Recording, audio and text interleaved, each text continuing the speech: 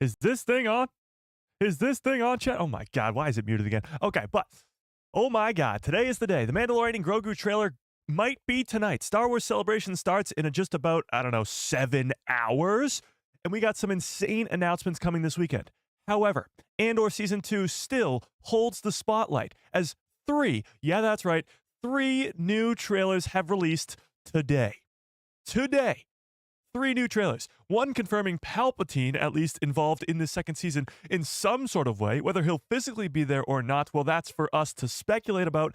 And Tony Gilroy has confirmed that a legacy character has been recast for Andor Season 2. Yeah, that's right. We got a lot to get into and not a lot of time. So without further ado, let's dive into all of it. What's up, everybody? How's everybody doing on this fine Thursday afternoon? Not just any Thursday, chat. This is the most important Thursday of the freaking year! Of the freaking year! Because tonight starts Star Wars Celebration. Now you might be saying, Mike, Star Wars Celebration's from Friday to Sunday. Maybe. In Japan. But for us, me here on the East Coast of the United States, it starts tonight.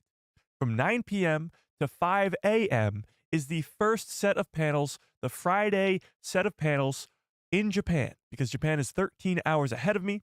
So tonight at 9 p.m. Eastern Standard Time, we will be getting the Mandalorian and Grogu panel, the first panel to kick us off into this craziness that is Star Wars Celebration, with so many announcements that we don't even know what to do with them.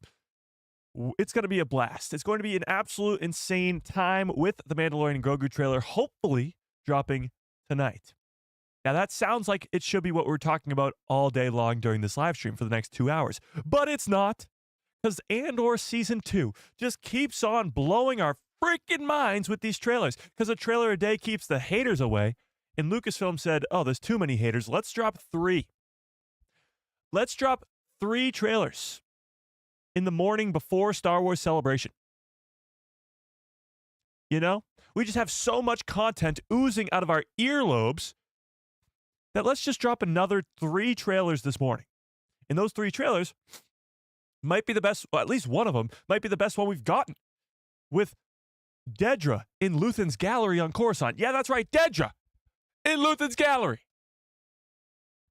A mention of Palpatine, not just a mention like Season 1, but a mention of Palpatine being present in the room soon. And Mon Mothma versus Luthen. Yeah, that's right. Mon Mothma versus Luthen. It's going to be absolutely insane. So let's break down these trailers. But before we do any of that, let's say hi to everybody in the chat, shall we? Okay. Kit Fisto, what is up? David, how we doing? Blue Milk Intelligence, great name. How we doing? Matthew, what is up? Brandon Baker in the house. Carry on, what is up? Ian, how we doing? Starship 66 in the house. You pal Joe, what is up? Ficone, how we doing? Fearless, what is up? Dustin Kennedy in the house. Holly, how we doing? Navarro, what is up? Star Wars Order in the building. Rob, what is up? Darth Vader in the house. Darth Vader, we'll be talking about you today because we got another scene of Dedra being force choked in this trailer. 7:30 Evie, how we doing? Justin in the house. If I missed you, you know the deal. Just yell at me in the chat. Let's give everybody a nice little Hello there. General Kenobi. Okay, so it's such a great day today, chat. It's such a great day. The Mandalorian and Grogu trailer, I'm 99.999% sure will be dropping tonight, probably around 9 p.m. Eastern Standard Time. But that's not even what has me the most excited. It's the first Star Wars movie in 6 years, and that's not even the top priority right now. That's what's insane. Talk about being the greatest time to be a Star Wars fan. We have so much going on that we don't even know what to focus on. A Tales of the Underworld trailer with Cad Bane and Asajj Ventress just dropped a couple weeks ago, and we're not even talking about it anymore. It just went boo right through our heads because there's so much other stuff to focus on. It's craziness. It's absolute chaos in Star Wars fandom right now, and it's going to continue over the course of this weekend. But my job is to remain calm, and report the news and break it all down for you guys. So I'm going to try to do that. Emphasis on try. So, with that being said, let's go watch this probably coolest teaser trailer we've gotten for Andor Season 2. So cool that they posted it, even though it's only 30 seconds, on YouTube as an official clip. So let's take a look at this. Let's take a look at this. Sorry, Rachel, how we doing? See, I actually like it when you guys yell at me in the chat. It's funny. Okay, let's take a look at this. We fight to win. That means we lose. Until we're ready. Resistance is absurd. The Empire must be stopped. I have friends everywhere. Right now, I'm more afraid of you than anything. The rebellion is coming alive. Andor Season 2, streaming April 27th. Okay, so they just jam-packed the most amount of frames they could in possibly in 30 seconds. And we got to sort of slow it down for you because there's so much going on in this little 30 seconds. And yes, it's just one of the 3 trailers that we got today. So let's rewind and take another look.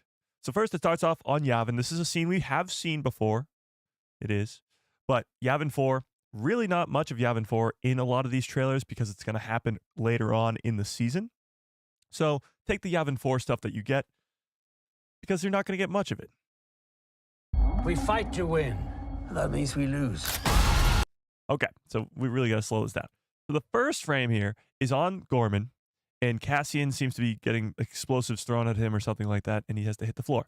As he hits the floor, it transitions to Bix, who is on the farming planet, which we learned is not Lothal. It's not Dantooine. It's a planet, a new planet in Star Wars called something. Chat, somebody help me out in the chat. What's this new planet called? Chat, somebody help me out in the chat. But that's the farming planet that we see in all the trailers, where Bix and Brazo and B2 and Pax's son Wilmon, whatever his name is, where they're hanging out. Mina Rao. Sure. Yeah. Like I said, that planet. So, Bix is being actually beaten up and fighting for her life against a Imperial agent or Imperial officer of some sort. So that's that frame. And then it cuts to, like, what? What is going on, chat? What is going on here? This is Dedra in Luthen's gallery.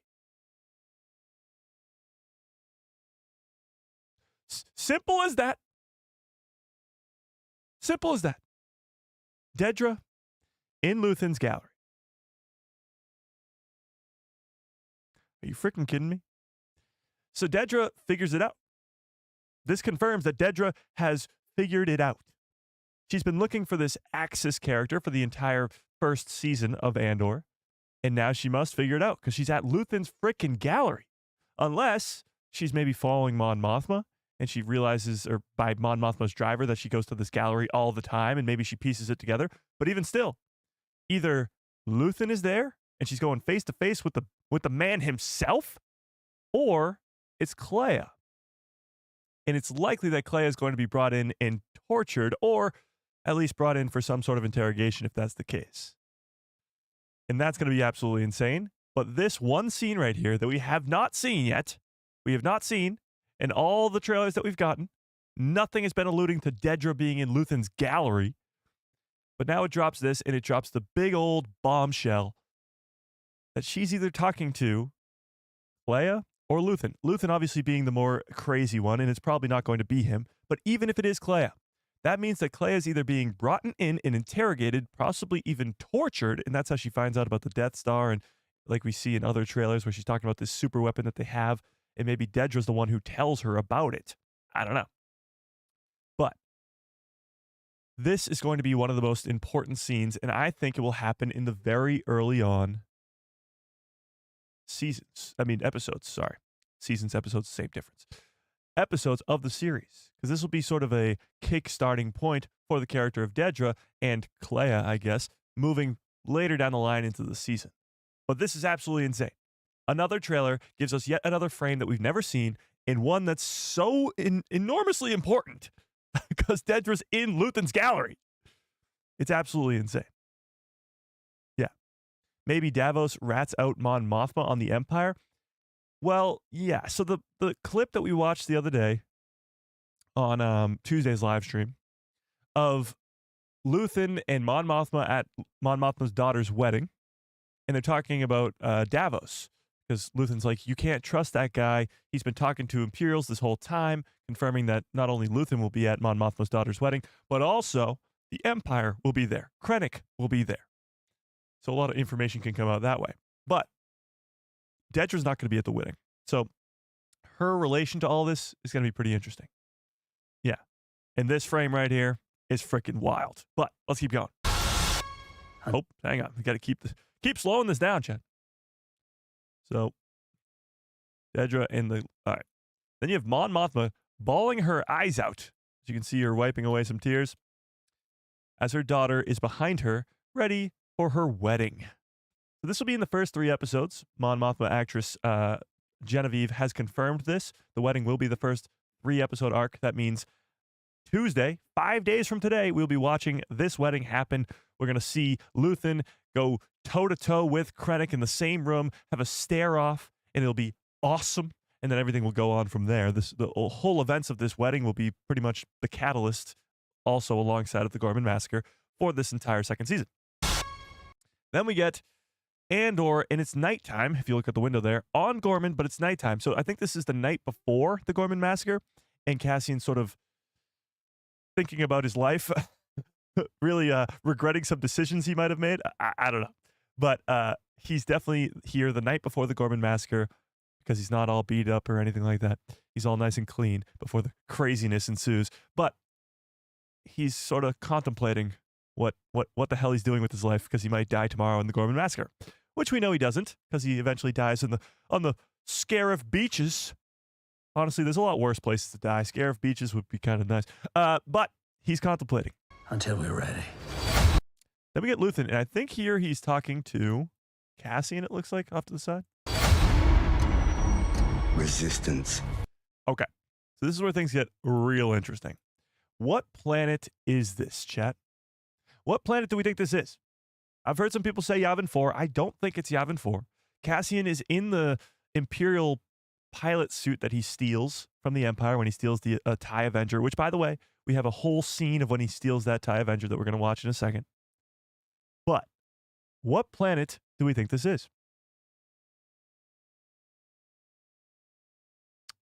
Kenari. I'm fully on board the fact that the Yavin 5, oh my god. Dagobah? No. Andor? I mean, probably not, but it does look a little bit like it.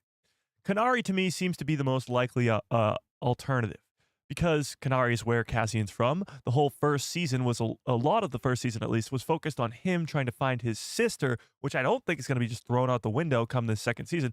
I think that will still be a very major plot point in this second season. But to me, this planet right here looks like Kenari. It tastes like Kenari. It smells like Kenari. It's probably Kenari. It's either that or a new planet, because it doesn't look like Yavin 4. Yavin 4 has a very distinct look to it. And it doesn't look like Endor, because Endor has the big redwood trees. It's definitely not Dagobah, because Dagobah is more of a swamp. It's either a new planet, or he's going back to Kenari to find his sister. And that really throws a huge wrench into the story that we think we know is coming in the second season. Because we know the Gorman massacre is happening. We know Mon Mothma's daughter's wedding is happening. We know that the stuff on Yavin 4 is happening. But nowhere in any of that does Cassian have the time to go off on his own single solo mission to go find his sister.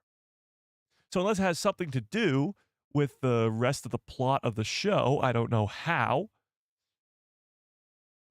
but it seems like Cassian's going to go off and try to find his sister.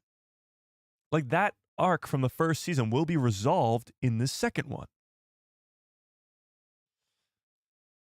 And it makes you think, we really don't know anything about this second season of Andor. Like, we really have no idea. None. We get the beginning, Gorman massacre, Mon Mothma's daughter's wedding. Try saying that 10 times fast. Mon Mothma's daughter. It's impossible. But we get those two things as the catalyst for the story. But it doesn't really give us Kenari. It doesn't give us how this season is going to end. Yeah. That's the planet in the Bad Batch Season 1, Episode 1, where the Bad Batch hunt down Saw Gerrera? No, because Saw Gerrera leaves that planet immediately because the Empire knows where he is. I like the guess, though. That's a good one. But let's keep going. Because now it's nighttime on this same planet. Almost looks like a flashback of sorts. Because this, if you look at this ship behind him, or behind this person with the flames, it's the same ship that's right behind Cassian right there off to the right. Chat's kind of in the way, but you know what I mean. Right there. Yeah. So it's the same ship, maybe a flashback, or maybe just it's nighttime the next night. I'm not too sure. And yes, we get Krennic in a second. But it looks to me, and my best guess is this is Kenari. Cassian's going to find his sister again. And it's going to be just who the hell knows what's going on? Like, we don't, how does that play into this second season? I have no idea. But that's what's really exciting about this second season too, because we really think we know a lot, and we don't. We've seen 1,000 different trailers, and we don't know shit about this second season. So, with that being said, let's keep going, because Krennic is up next. It's absurd. As he says, resistance is absurd. Now, we've seen this scene before. However, do you notice anything different about this scene, chat? Do you notice anything a little bit different about this scene? It almost looks to me, and maybe correct me if I'm wrong. Correct me if I am wrong, chat. But have they moved Krennic over to the side so that we can't see Dedra's face as well? Whoops.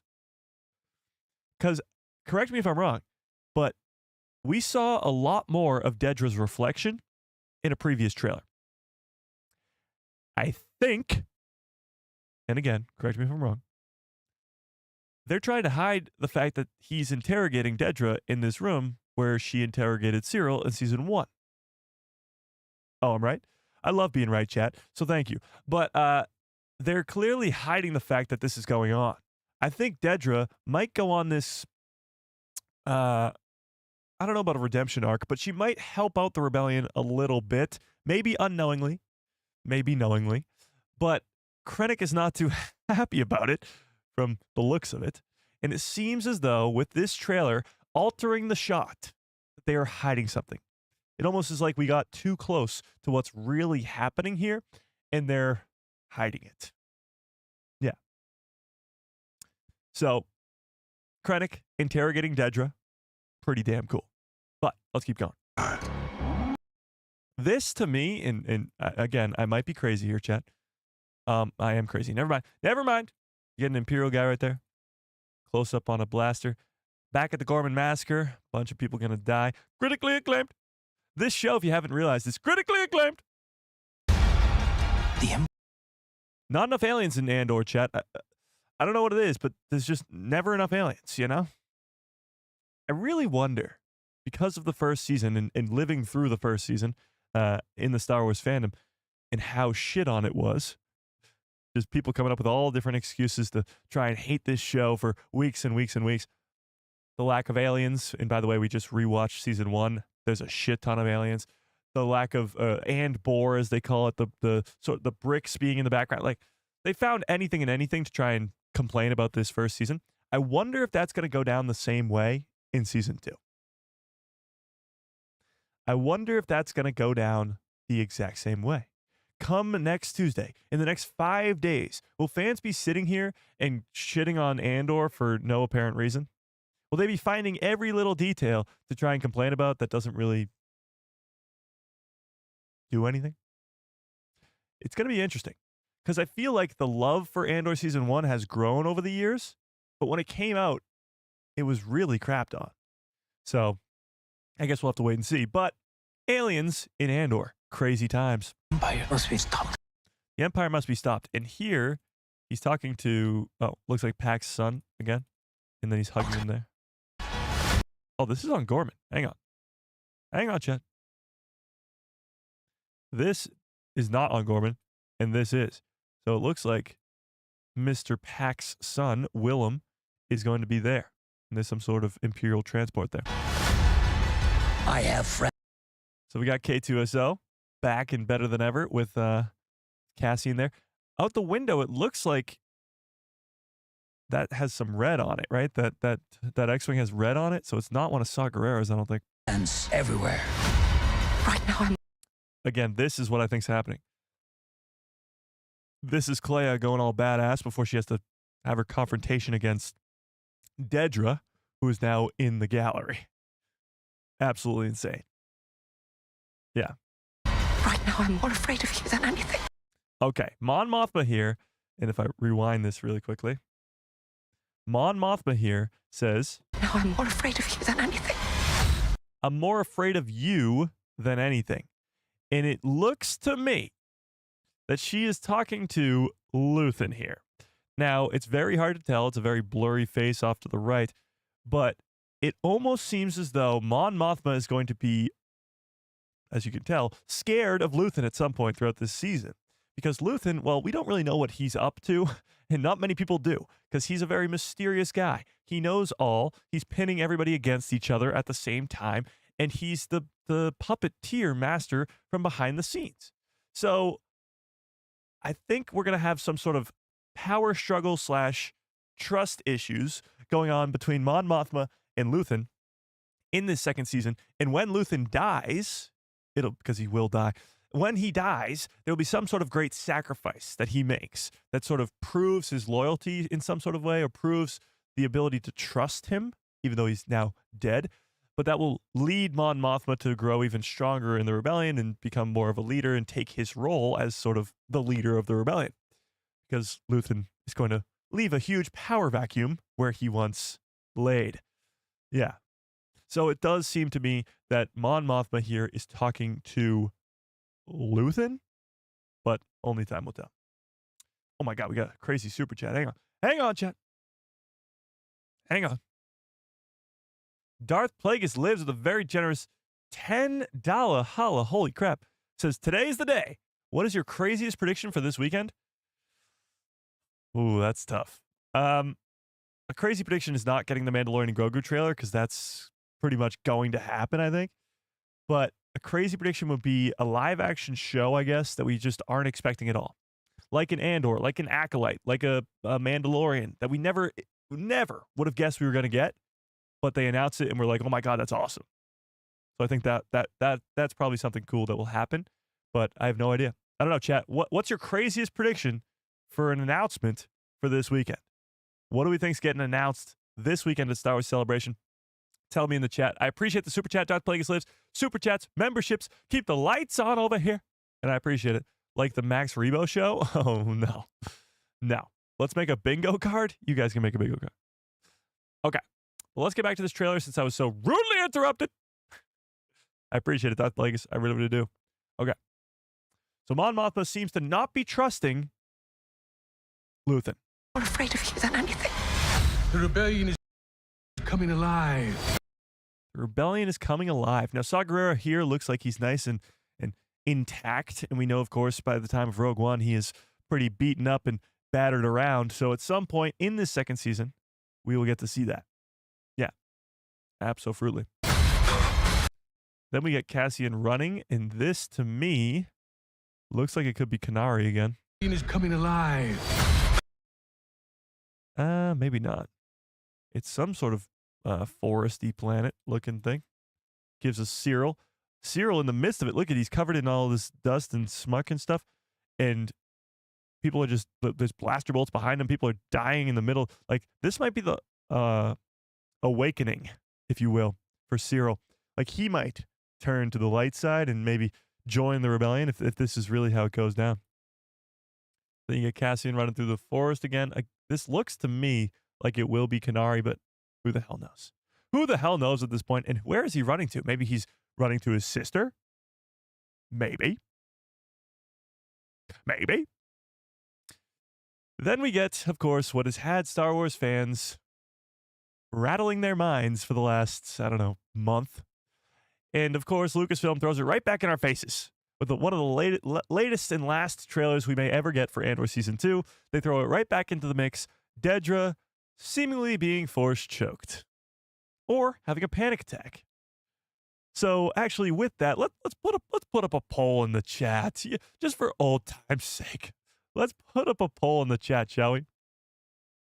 Because if you haven't smashed a freaking like on the stream, I don't know what the hell you're waiting for. Let's do this. Do you think Dedra is being force choked? Yes or no? Yes or no, chat? Because we have about, I don't know, 5 days until this question might be answered. Now, honestly, I think this won't be answered until maybe week 2 or week 3 of this quadrilogy. I don't think it'll be answered until later on in the season. But the answer to the question is going to be a very important one. It's the difference between seeing Lord Vader and not seeing Lord Vader. Because the likelihood of seeing Darth Vader in this show is probably pretty low. Now, we're going to get to what Tony Gilroy said about recasting a legacy character, and maybe that will change your mind. But the question becomes, will Dedra be force-choked by Vader? Meaning, Vader's obviously in the show. Or is she just having a good old panic attack? As some people say. I think we're going to get a movie about Ventress announced. Oh, I don't think so. Maybe a show about Ventress. Could be an Inquisitor. It could be. It could be an Inquisitor. But at this point, I guess. Around this point, all the Inquisitors either die off or they're not around anymore, let's just say. Because by the time of the original trilogy, well, they're all gone. So, in theory, it could be a Inquisitor. That would actually be more shocking to me than Vader, because Vader's like right there and everybody loves Vader, and you just throw in Vader and we'll just, it'll be great. I think she's having a PTSD attack due to the Gorman massacre. Maybe. I really don't know if she's going to be at the Gorman massacre. We know Cyril will be there, but I don't know if she will be there. She might be giving orders from afar, but I don't know. It'll be the 29th sister. Oh my God. There's not that many yet. But going back to this, it certainly looks like she's being force-choked by Lord Vader. And like I mentioned before, the evidence to support that theory is because why else would they put this very, very quick scene? Because look at this. Look at how quick this one is. I mean, quicker than quick. Why would they put this very, very quick, only 4 frames into the trailer, if it wasn't to make us think that Darth Vader's going to be in the show? Because when you see this, when you see somebody grasping at their neck, you think of Darth Vader's iconic force choke. Like, that's what you're supposed to think. And Lucasfilm's not dumb. They know that. They know that that's what we're thinking here. So they put it in the trailer for a reason, and that's what makes me think it is Vader force choking Dedra. If it's not, I'm not going to be like, oh, no.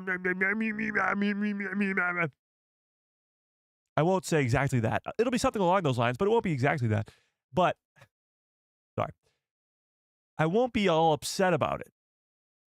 I think a lot of fans will be, because they'll be like, why would you do that? Of course, that's what Vader does. Like, blah, blah, blah. Yeah, I can see that coming. But they did this for a reason. There's a reason it's for 1 quick second, and they're really trying to tease the fact that this is Dedra being force choked. But it cuts back to Cassian still running through the, running to see something. Then we get Bix breaking into this Imperial facility, which we talked about last stream. Bix might be getting revenge.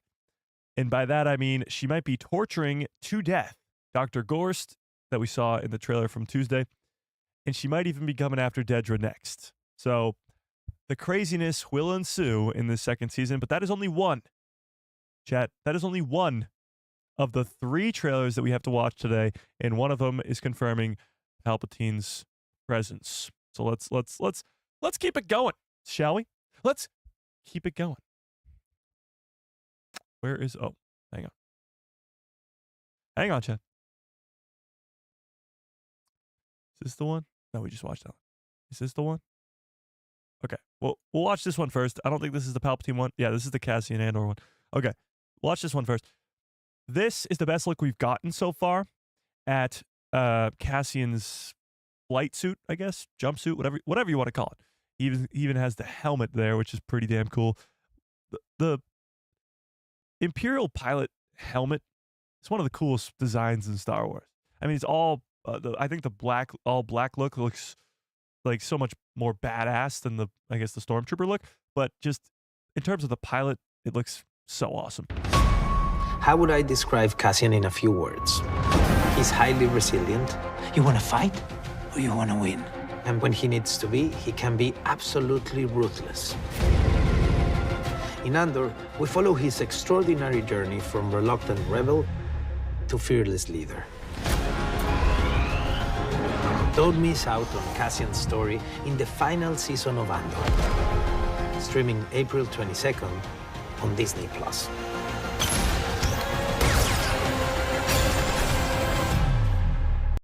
So we do get a couple new scenes from this little teaser here from Cassian, from Diego Luna himself. But when he describes the show, he says that this second season will show us Cassian becoming a reluctant rebel to a fearless leader.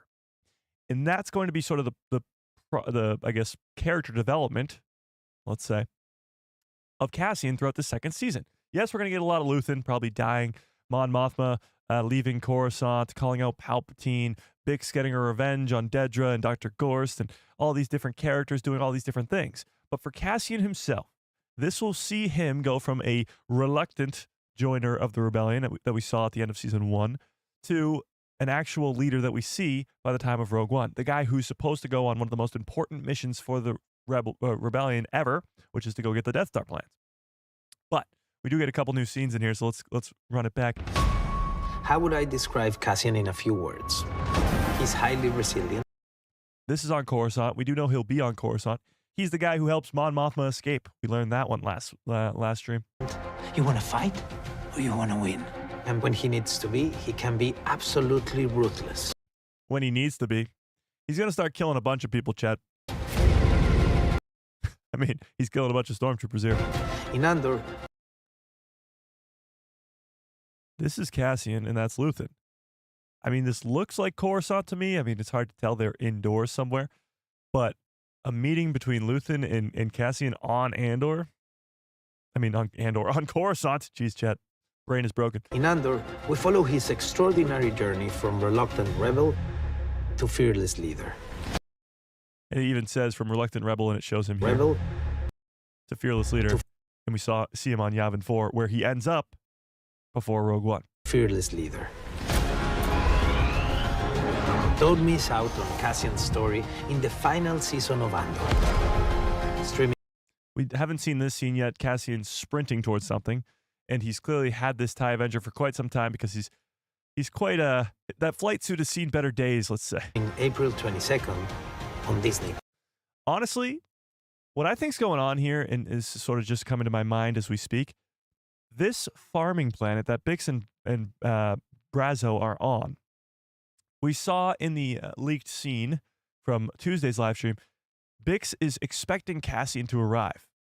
They're talking about Cassian coming in, and she's like, he'll be here. So what I really think's going on here is that Cassian is going to be late because he's looking for his sister. Now, the reason I think that is because when you look at Cassian in his jumpsuit here, it's all mangled up, and clearly he's been through some stuff. And when you look at the trailer that we just watched, and you look at Cassian's suit in this, resistance, it's pristine. Like he just stole this.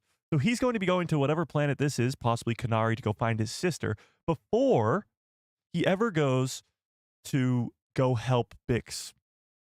So it might be that Bix and Brazo and B2 even are in a lot of trouble, and Cassian somehow gets some information about his sister, and instead of going to help his friends because they need him, he goes to find his sister first. Priorities, man. Priorities. And he goes to find his sister first. Maybe he does, maybe he doesn't. We have no idea. But clearly, he comes to this foresty planet before he goes to go help his friends. And that might be the big catalyst for maybe why Bix doesn't trust him at first, or she's maybe hurt by the fact that he didn't come to rescue them first. And maybe it involves the Empire killing Brazo, or maybe taking B2, or I don't know. Something crazy is going to go down because Cassian made a mistake. Because he went to go find his sister before he went to go help his friends. Pretty interesting, if I do say so myself. Ron, what's up? Jeannie from Tahini, how we doing? But clearly this happens before he gets to that farm planet, because if you look at his suit there and you look at his suit here, clearly he's been through some stuff where it's way more dirty here and torn apart, and the other one was pristine. In April 22nd on Disney+. Get more of the Gorman massacre.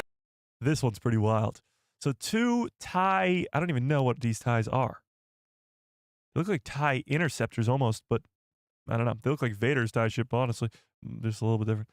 They're two TIEs chasing this ship through a snowy, mountainy cliff, or I don't know, ravine? What do you want to call this? They're chasing a ship through a snowy planet. Now, we've only ever seen a snowy planet one other time in any of the trailers that were shown for this season. And it looked to be some Imperial base that maybe Tarkin was on or Krennic was on. But it seems to me that the rebels are going to be there and they're going to be some crazy chase scene on this snowy planet.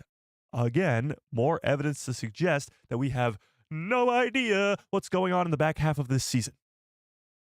None. Because yes, the Gorman massacre happens, Mon Mothma's daughter's wedding happens, but after that, nothing. He's going to find his sister, sure. He's going to Coruscant to help Mon Mothma, I guess. But what's up with this snowy planet?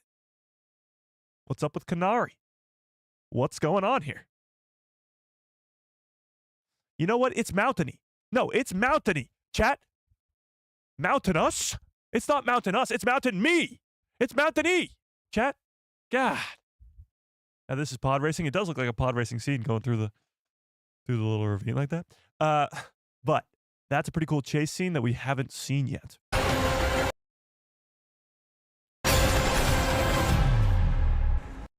I mean, they really know how to do these trailers with just a couple new scenes every time to get you pumped.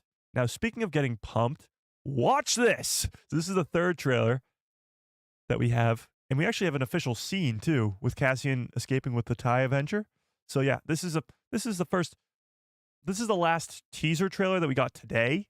We have another scene of him stealing the TIE Avenger. So take a look at this. Take a look at this, Chad. You need rebels you can depend on to do the wrong thing. Save this for Palpatine. The Empire cannot win. You need to silence any resistance.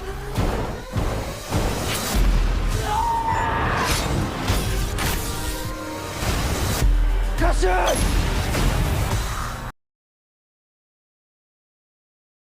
Are you kidding me? I said we watch this one again. Let's just watch this one again. This is pretty much exclusively Empire stuff, from Krennic to Dedra to Palpatine to just mention. Let's watch it again. Let's watch it again. You need rebels you can depend on to do the wrong thing. Save this for Palpatine. The Empire cannot win. You need to silence any resistance.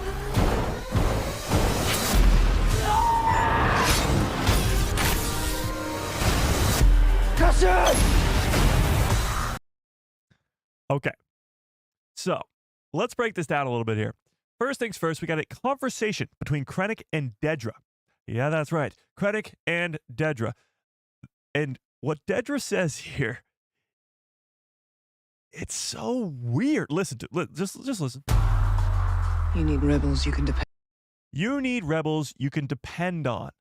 What the hell does she mean? What is she talking about?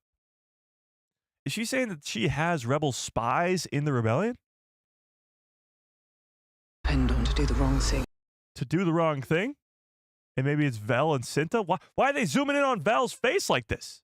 Is she the spy? I'm the spy! Is she the spy? Chat? That would be a crazy twist. That would be a surprise to be sure, but not really a welcome one. I got a bad feeling about this. I don't know, a little weird editing going on here, but what Dedra says here is clearly very important. And it looks like the top frame and the bottom frame here might be Gorman at night, but I'm not too sure. You need rebels you can depend on to do the wrong thing. You need rebels you can depend on to do the wrong thing. And it zooms in on Val's face. Coincidence? Possibly. Save this for Palpatine. Save this for Palpatine. What? What are we talking about here? What are we talking about here, chat? Palpatine? Is he actually going to be in the second season? Are we for real this time, chat? Are we just going to get like 10 more mentions of him like he is in season 1? Or are we actually going to get to see Palpatine, Ian McDiarmid, back as the Emperor of the known universe in season 2 of Andor? Tell me in the chat. Actually, let's pull it up. Let's pull it up. By the way, 59% of you say yes. You do. Oh, it's actually 60-40. Oh my God, the math is mathing, chat. 60-40. 60% of you do think that Dedra is being force choked in that scene, and I agree with you. But 40% say no. Let's do this. Do you think Palpatine will be in Andor season 2? Yes or no? Yes or no, chat?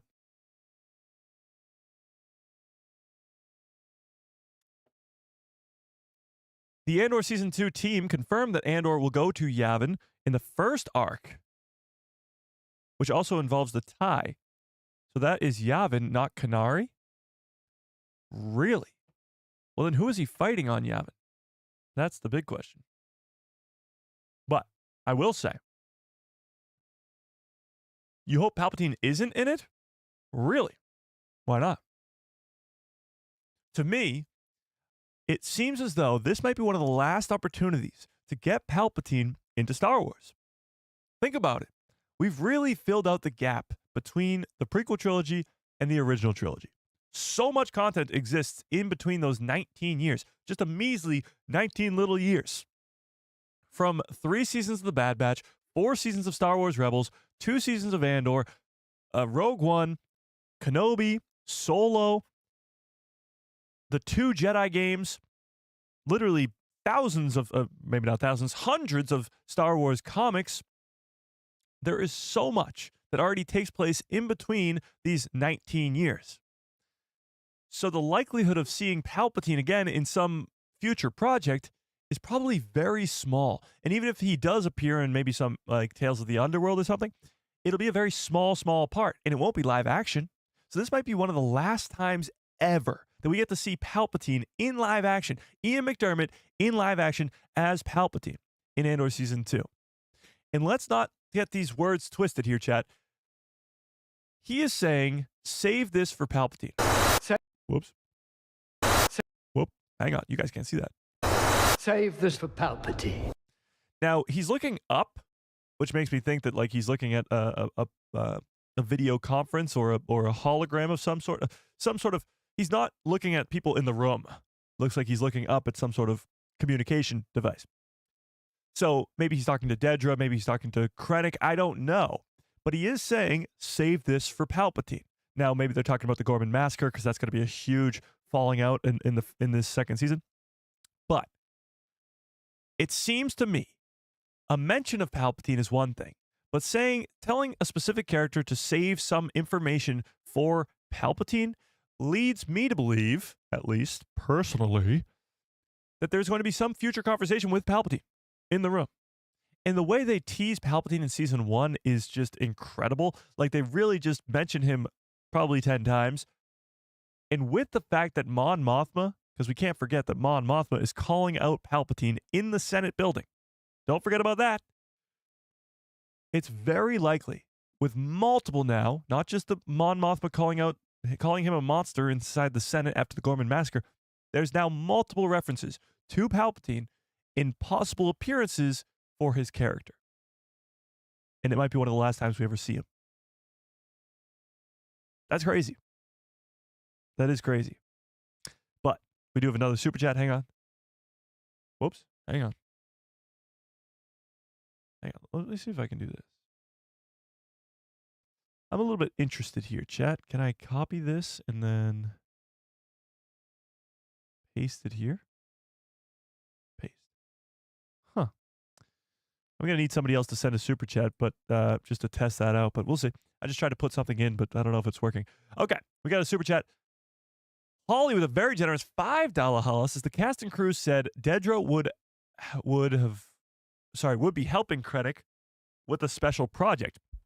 Well, the project is either Gorman or it's the Death Star. It might be both, but the Death Star is going to have a very big effect on this second season. Although it can't be used, because we know it doesn't get used, and although we know for a fact that there's really no way for Cassian specifically to find out about the Death Star, we know that it's going to be used as sort of a scare tactic, and certain people are going to know about it. Leia mentioning it in one of the previous trailers we've watched, that there's a weapon being made, and actually Cassian even mentions that there's a weapon being made in one of these trailers. But it's going to be used as sort of a, I guess, scare tactic, if you will. But it could be the Gorman massacre that she's talking about too, because maybe Krennic's involved with that. I don't know. But I appreciate the super chat. I really do. Super chats, memberships keep the lights on over here. So I appreciate it. Okay. We get more of the Empire here. All these stormtroopers and Imperial officer looking guys arresting or doing something to Brazo here. Empire cannot win. We need to be silent. There's the Death Star again. So the presence of the Death Star will be felt throughout the galaxy. We'll see it a lot in the second season from Krennic's perspective and maybe even Dedra's perspective as well. But it won't be seen by the rebels. At least not by any that survive. At least. Yeah. I have theories on top of theories. Oh yeah. That's all this is about. Yeah. Exactly. Thrawn and Krennic would not see eye to eye. No, they would not. They have very different outlooks on the ways to rule, I guess. Any resistance. Here we got the Gorman. Oh, that is Dedra on Gorman, so I stand corrected. Dedra is on Gorman right there. So she will witness the Gorman massacre, I guess, but she might actually be the one who gives the order. She might be the one who does it. Now, a lot of fans, myself included, see some sort of route where Dedra could, in fact... It worked! It worked, chat! It worked! Did you guys hear that, though? Did it make the sound? Did it make the sound, chat? Chat, did it make the sound? We got another super chat if you didn't hear Willem scream. That was awesome. Okay, we just put a couple new things into the chat today. Just a couple new things. Rose with a very generous $5 holla with a Wilhelm scream. I don't think Mon Mothma will be calling Palpatine a monster to his face, so I don't think he'll be there in the Imperial podium. Not sure if we'll see him.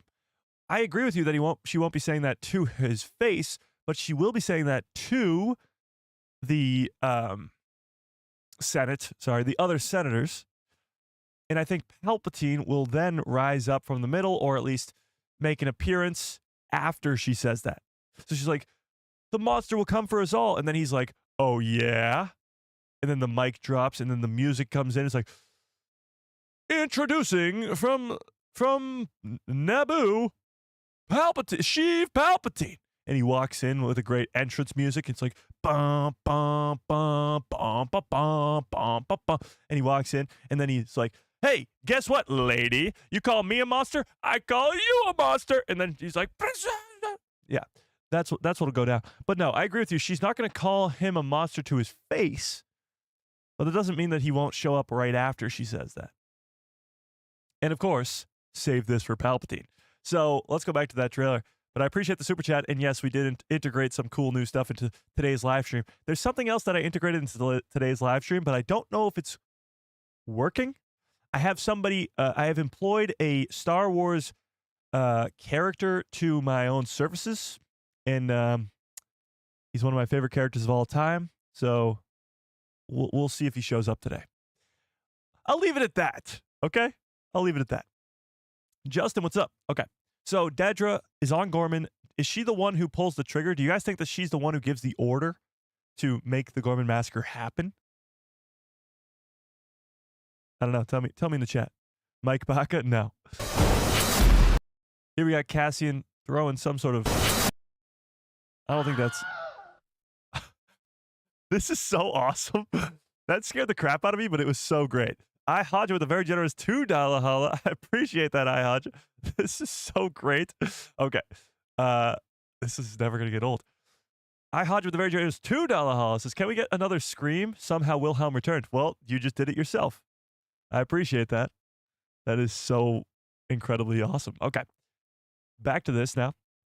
This is some trailer magic here going on.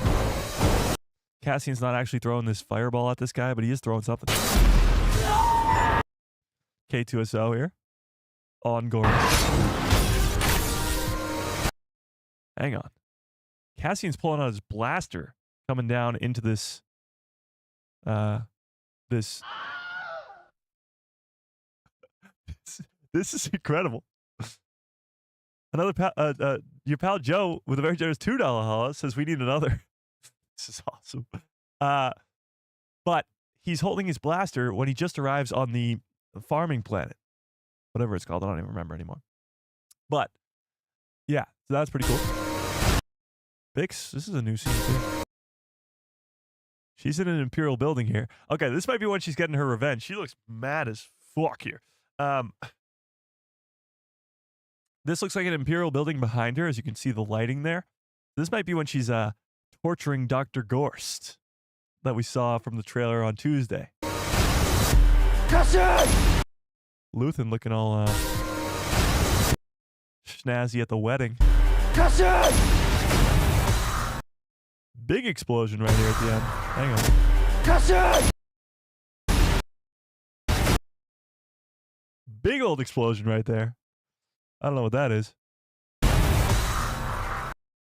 But, again, that's the third trailer. Is there more? Oh, yes, there is. Oh, yes, there is. So let's keep it going, chat. Why not? We got yet another scene from this second season. Actually, is this one on YouTube? Might be. It might be. Indeed it is. All right, let's check this one out. This one dropped yesterday, not today. So there was only 3 today. It like scares me every time. I don't see it coming, but it's incredible. That's so awesome. I Hodge with a very generous $2 holla says, "Can we call them Super Screams now? I mean, if you want."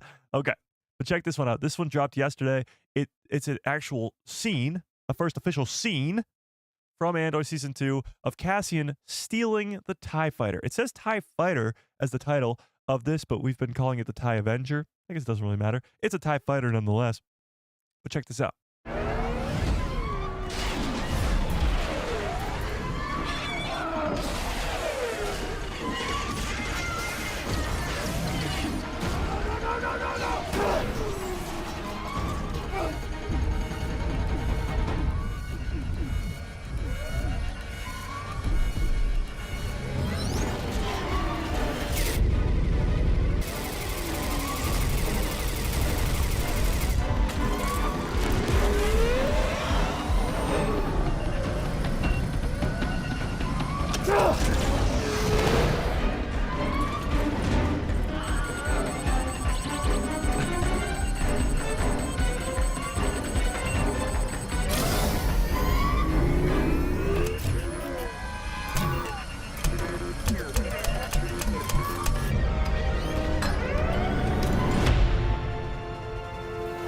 So pretty awesome. This is Cassian stealing the TIE Avenger. I Hodge with a very generous $2 haul. I appreciate that. So what's the coolest thing about this scene to me, and maybe you guys caught it as well, is how freaking good it looks. Like, there's been so many complaints nowadays about CGI and how people don't spend the time to make stuff perfect or make it look as good as possible. This looks incredible. Now, obviously, a lot of it is, I guess, practical effects, but obviously there's no real TIE fighter flying around the room. Like, that's not real. So the special effects in this scene specifically are incredible and really set the stage pretty high for the second season. But look at this. This shot right here. Look at the stormtroopers there. Now, I get it, this is practical effects, but even still, it looks so cool. And then it cuts to a TIE fighter flying around the room like freaking craziness.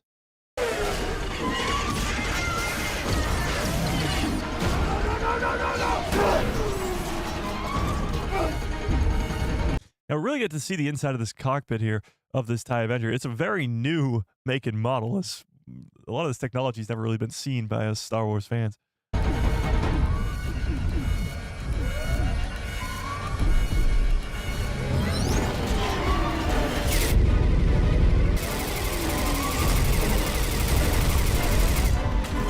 So good.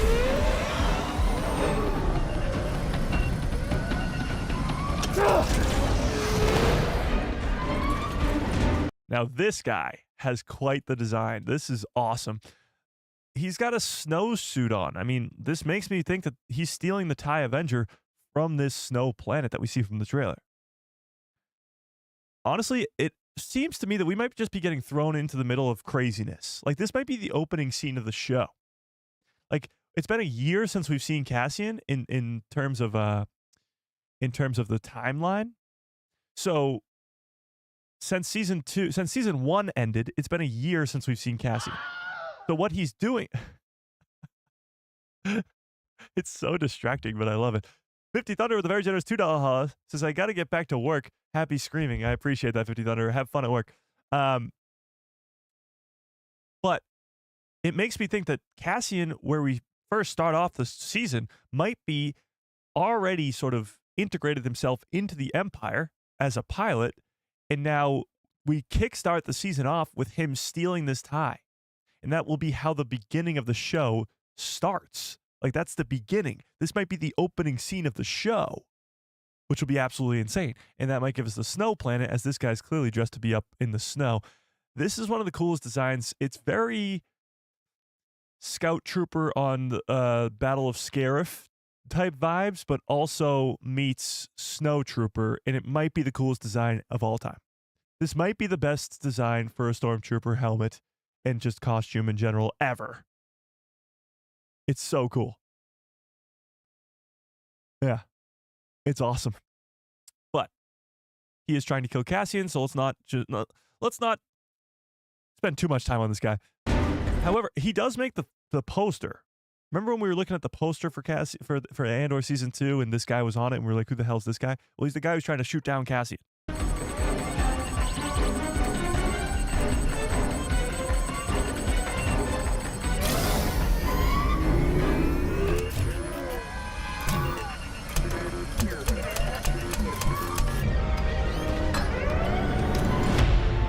So his whatever gets jammed, and now he's going to die. Obviously, it's leaving a cliffhanger so that we don't see the whole entire thing, and we don't know what happens, and it leaves you wanting more. But I actually do think that this will happen in the first episode, like the very first episode. This will be the Kickstarter into the chaos that is season 2. And we will quickly find out the ending cliffhanger to this. They wouldn't release a full scene from the show if it wasn't from the first episode either. So that's also why I think that.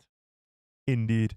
So this was pretty awesome. I mean, CGI-wise, visually-wise, this is probably some of the greatest Star Wars we've ever seen. And that's not an understatement. Like, when you look at what people call Disney Star Wars, the quality is beyond insane. Like, you look at the quality of all the content that we're getting right now. Visually, it's stunning. Some of the best scenes we've ever visually seen in Star Wars have come over the last, 4 or 5 years, at least. A lot of them I can think of are from Ahsoka, but also Andor Season 1, and now going into Andor Season 2. Like, Aldani, the eye is just visually some of the best stuff we've ever seen. And now I think Season 2 is going to give us even more of that, which is pretty awesome. But wait, chat, there's more. I mean, this freaking trailer's all over the place nowadays when it comes to Andor Season 2. But we watched that one. We watched this. There's a poster that was released this morning, too. Let me see. Yeah.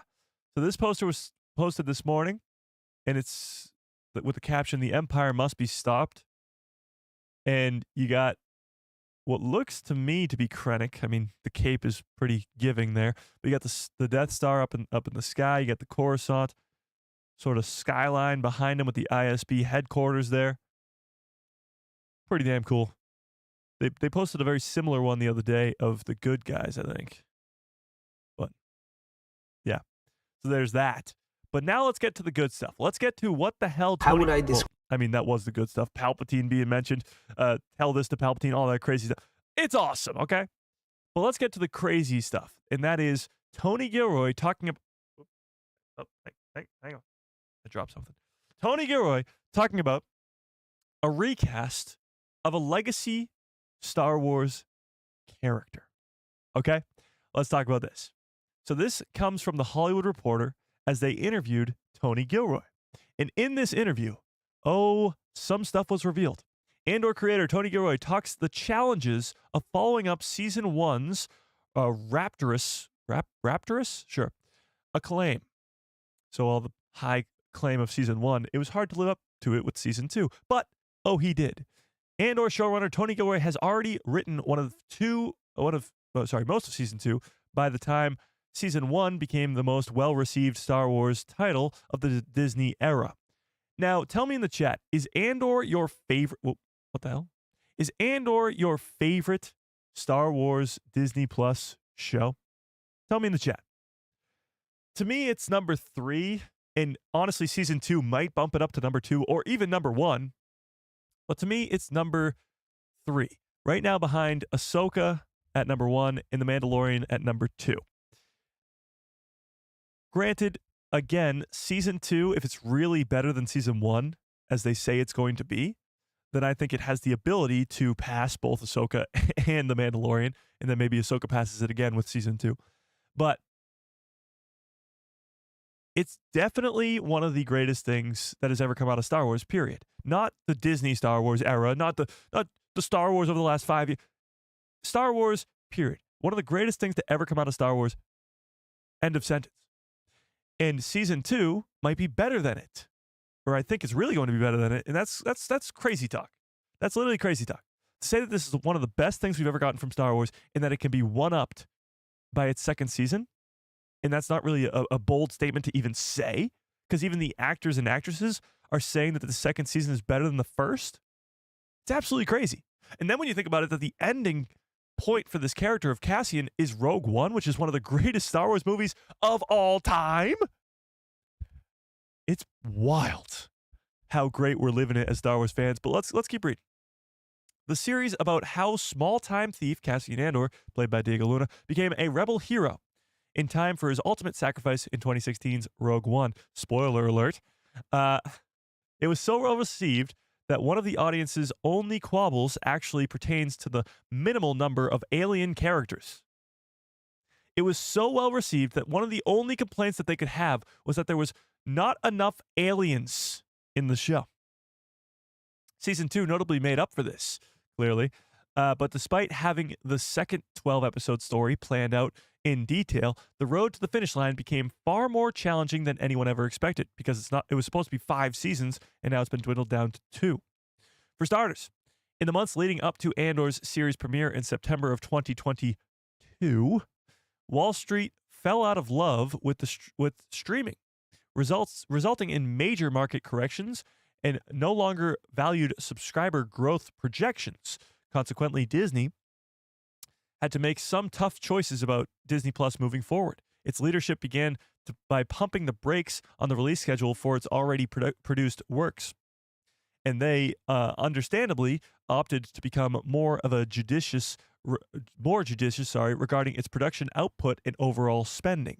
So pretty much the deal was they were spending a shit ton of money on Disney Plus, and most streaming services were, but it wasn't really a good return on investment up until a point. So now they really have to focus on what they should and shouldn't make. And now that they're going back to the movie theaters, obviously there's more room for growth and more room for, profits in the theaters. If the Mandalorian and Grogu movie does make $1 billion, you're going to see a lot more money be made there. But they might be dwindling down, as we've seen over the near future, dwindling down the amount of Star Wars live-action shows we see on Disney+. Now, animated shows are probably going to continue to be the same, but because the movies are coming, we talked about the 11 movies that are currently in development at different stages. Because all those movies are coming, the live-action content on Disney Plus will be diminished. Not to nothing. We'll still get live-action shows on Disney Plus, but there will be less of them. We'll put it that way. So, all right, let's get to the Tony Gilroy stuff here. Everything had changed. The sky was falling. Our attitude between San, sure, and Diego Luna and I was like, we'd be happy having just one more season of the show. We'd rather not do it than do it lame. There you go. We really meant it. We weren't playing chicken or anything. Tony Gilroy tells Hollywood Reporter in support of Andor Season 2 3-episode premiere on April 22nd. Everybody was in a terrible position. And man, the critics helped us. The fact that this show was so critically acclaimed really helped them. The weirdness of our numbers started to help us as well. The rise over time. And they must have had some comfort. That must be some comfort for Disney that I'm aware of for them to gamble. Kathleen Kennedy gambled and Iger gambled. So he's talking about how the numbers for Andor when it first released were low, like really low. But over time, the love and admiration for Andor Season 1 grew. Like people watched that show so much more after it was released. It was a very good binge, if you will, instead of waiting week to week to watch it. So with that gave Disney, Lucasfilm, the opportunity to take the gamble on a second season because it was so critically acclaimed, and the fans started to come around to it. A couple episodes had to be reconceived under the agreed-upon figure, but Andor Season 2 was off and running until 2023's the writers and actors strikes presented their own unique obstacles for the filmmaking team. Tony Gilroy completed his writing obligations 6 days before the writer's strike went into effect on May 2nd, 2023, ensuring that his directors and department heads had everything they needed to proceed without him. When the actors' strike then followed in July, production had to get creative upon continuation. So when the actors were done and the writers were done, well, they had to keep the production going some way, somehow. Especially with the rye fields that they grew in central England for the architecturally based planet of Minu Rao. There you go. So Mina Rao, sorry. They grew the fields for those scenes. They actually took the time to make the fields themselves, to make those fields. That's pretty cool. Talk about realistic sets. Perhaps the labor stoppages' most significant impact was the music side of Season 2. Season 1's not so secret weapon was the score of the composer Nicholas Riddle. Riddle? Sure. Again, the soundtrack of Season 1 is freaking incredible, and I'm hoping Season 2 stays that path, but we'll see. And by living a short distance away from each other in Manhattan, Tony Gilroy would visit his studio many times in order to collaborate ahead of production in both seasons. However, following the strikes, there was some scheduling loss, and Nicholas had to reduce his involvement in Season 2. So he wasn't really the only composer for Season 2, and it opened the door for Brandon Roberts to not only expand on the many hours of themes written by Nicholas, but also write some of his own for some memorable cues. So there you have it. 2 people wrote the soundtrack for Season 2. But here's what Tony Gilroy had to say. I was in despair about Nicholas's exit for quite a while. And then, as it started to happen with Brandon Roberts, it was just like, oh my God, this is fantastic. So it really worked out, and hopefully everybody's really happy about it. The soundtrack is very important when it comes to Star Wars for many Star Wars fans. It's hard to ever even top or even compete with what John Williams created all those years ago and continues to create now. Knowing that the series would end up on the doorsteps of Rogue One, a Star Wars story, Tony Gilroy hopes to populate Yavin 4, the Rebel base, with as many familiar faces as possible. But the realities of production meant that they had to forego some actors and even recast. Now, this is where things get very interesting. We know that Yavin 4 is in the season, clearly. But the opportunity of seeing familiar faces on that Rebel base, familiar faces from background characters in Rogue One, or background characters in A New Hope, or even very important characters, Bail Organa, Leia Organa, Hera Syndulla, Chopper, those types of characters on Yavin 4.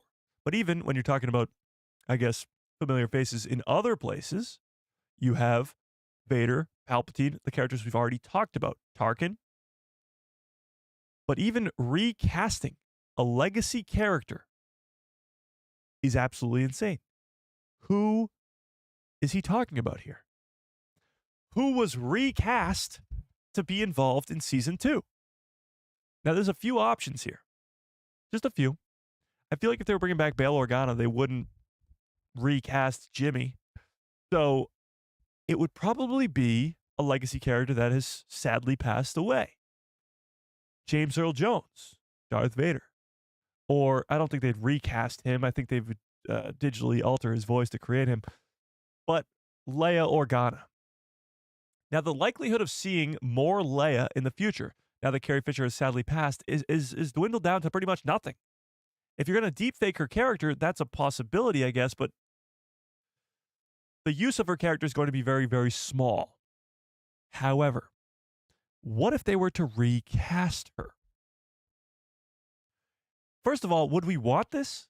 A Leia recast? Would we want to see Leia Organa be recast? Princess Leia recast in some sort of new actress to play the role. What do we think, Chad?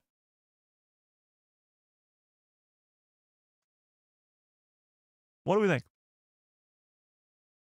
And if it's not Leia, then who is he talking about here? What legacy character was recasted for Andor Season 2? Well, chat, what do we think?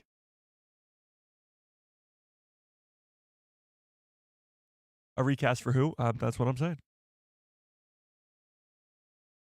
Didn't they say that Benjamin Bratt was in this season?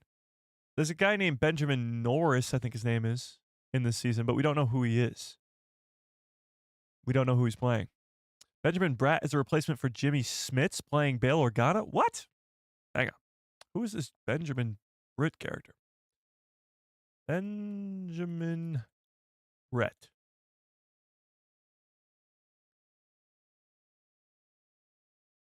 Are they actually recasting Bail Organa? So you guys are saying, whoa. It scares me every time. Annie K, I'll get to that super chat in just 1 second. $5 holla, I appreciate that. But do you guys really think that Benjamin Brett was recast as Bail Organa? You're telling me that Jimmy Smits is not going to be Bail in Andor Season 2?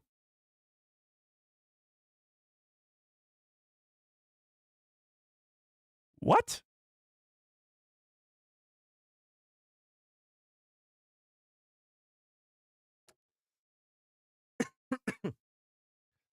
He doesn't look like Bail Organa, but he did a lot of the work for animation version of Bail. Oh, so he's the voice of Bail? Wait, really? Hang on, let's look it up. Bail Organa. Interesting. Huh. It says, while there is speculation and discussion about Benjamin Bratt potentially playing Bail Organa in Andor Season 2, it appears he is not playing that role. Okay. Specifically, the discussion focused on his potential portrayal of Rael Avalos. Wait, what? As suggested by some fans, it's important to note that the character Bail Organa was previously portrayed by was Jimmy Smits. Hang on, chat. We got a Reddit page here.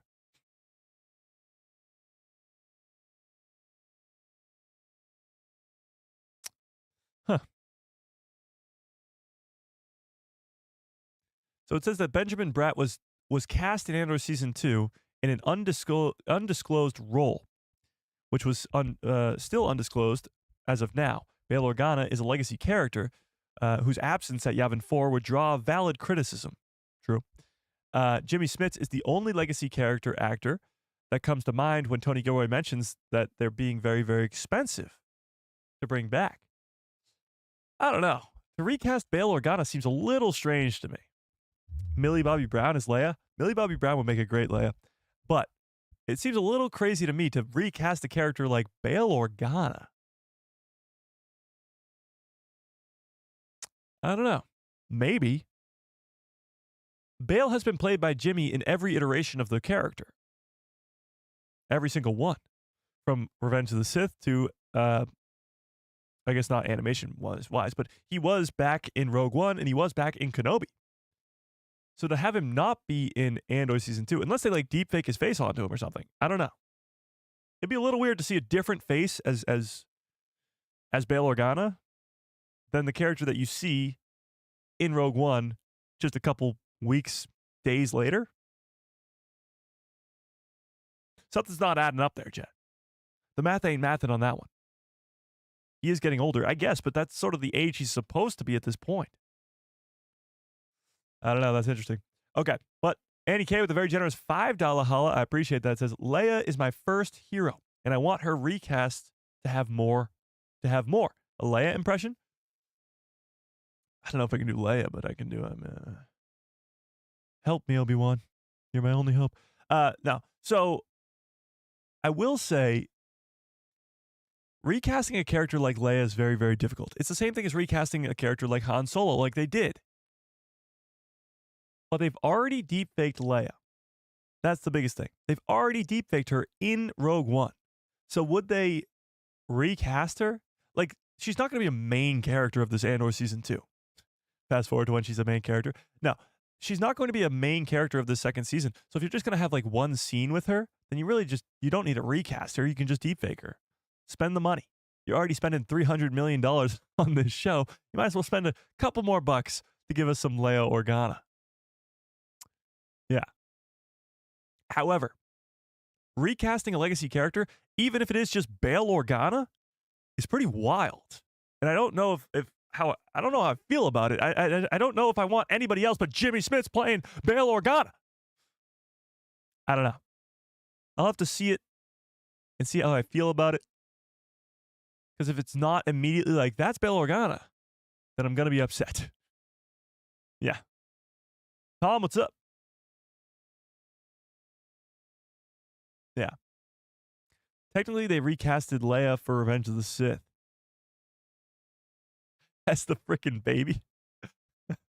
Oh my God. Well, actually, they did recast Leia. I'm so sorry, Chad. I forgot about this completely. They did recast Leia. The young girl from Kenobi. Vivian was her name? Something? Vivian?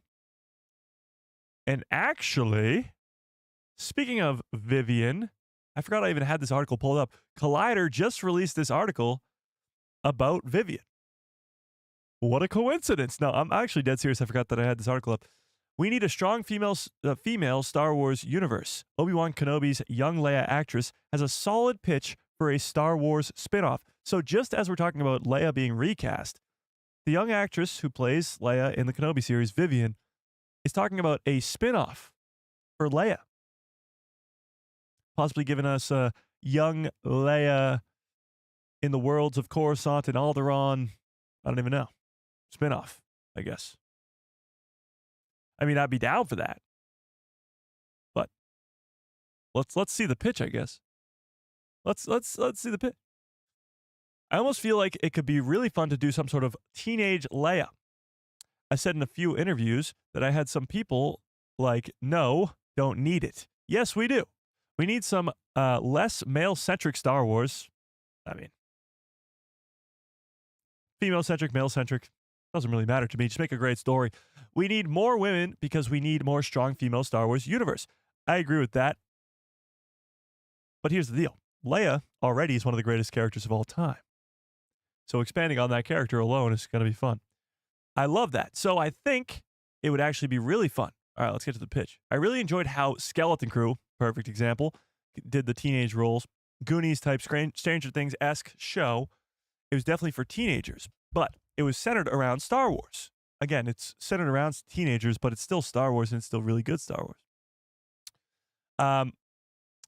And I think it'd be really cool to do something like that, emulating some sort of teen show, but with characters that we know, like Leia. Something almost like The Summer I Turned Pretty. I don't know what that is. XO. I don't know what that is either. Kitty-esque. I don't know what that is either. Something where it's like almost high school romance kind of thing, but with Leia as a junior senator. I like where she's sort of getting at here. I don't like the high school aspect of it, romance thing, but yeah.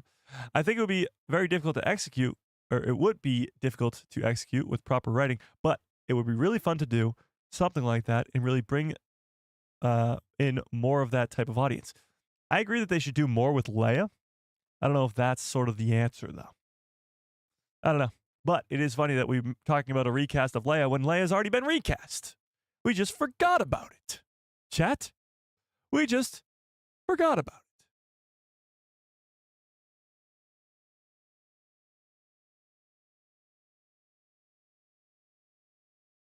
it. Should be cool. I need to be added as moderator.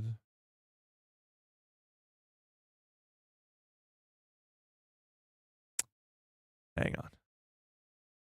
Hang on, chat. So with that being said, who do we think is actually going to be... Who do we think is actually going to be the recasted legacy character that Tony Gilroy is talking about here? What do we think, chat? What do we think?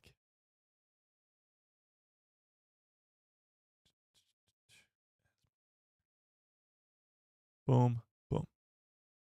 There we go. Okay. So who do we think, chat?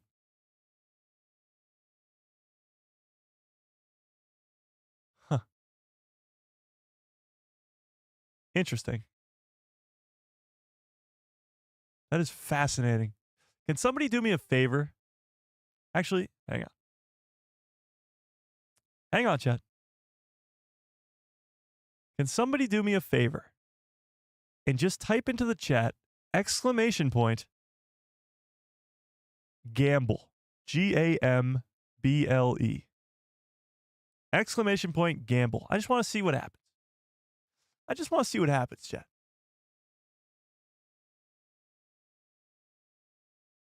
Nothing? Okay. No, that's fine. That's fine, chat. I was just seeing. I was just checking. Huh.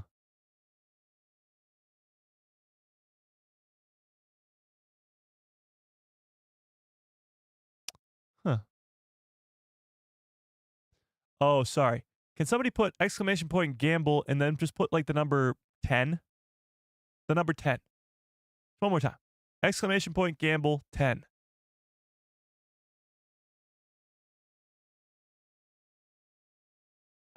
Trust me, I'll explain in a second. Is anything happening on your side?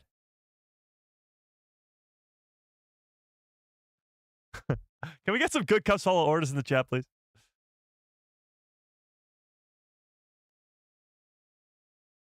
Nothing is happening. Oh, wait. Something happened. Who got it right? Okay, so it has to be space 10. Interesting. Interesting. Okay. It worked. So as we see, Rachel has just won 20 credits and now has 70 credits thanks to our Droopy McCool.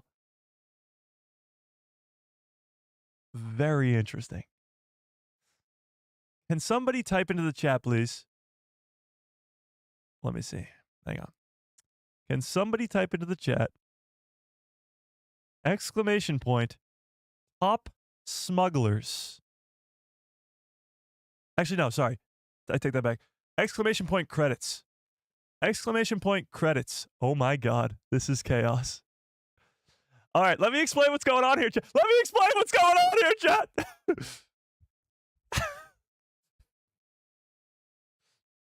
Let me explain what's going on here, okay? This is chaos. Okay, so what's happening here is I have just opened a freaking beast. I don't know what to tell you. So there's a new thing in the chat, as you can see, Droopy McCool. Droopy McCool is one of my favorite Star Wars characters of all time. Give me one into the chat if you know who Droopy McCool is.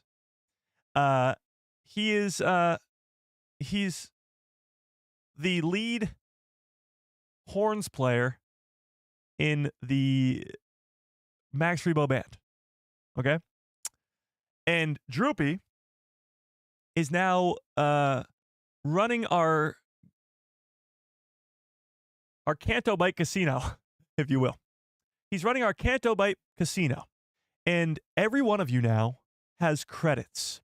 For subscribing to the channel, you get credits. So you got, I believe, 5,000 credits or something like that when you subscribe to the channel.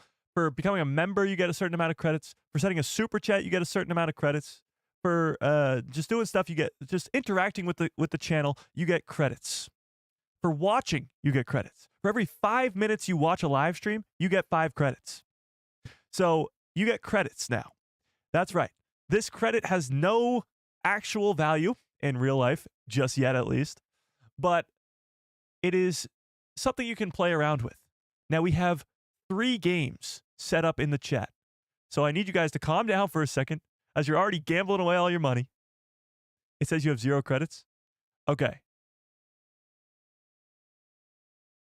Yeah, so also, yeah, we got Droopy McCool is also a moderator, so you can't really type stuff that's bad. But let me do something here. Let me do something really quick. I think I can give you guys all right now 100 credits. Everybody right now is about to get 100 credits. I think. I have no idea. Now you guys can check your credits and tell me if you have any. It's based off of viewership and interaction-based things. Right now, the current highest credit count is iHodja. He's got 12,000 credits. And if you want to check who has the most, you just put exclamation point top smugglers, and then it'll show you the list of the top earners. So pretty much what's going on here, chat, is there are 3 different games that are now integrated into the chat that you can play. One is gambling, as you clearly have all figured out by now, where you are gambling with your credits. And the first thing is if you roll it's a 1 to 100 gamble. If you roll a 0 to 50, you get 0 credits. You lose all your credits. If you do a 50 to a 98, you get double your credits. If you get a 99 or a 100, you triple your credits. There's a slots one and there's a heist one. Can somebody please do exclamation point heist and then a certain amount of numbers, whatever credits you want to put up there, because I want to see if the heist works. Let me see.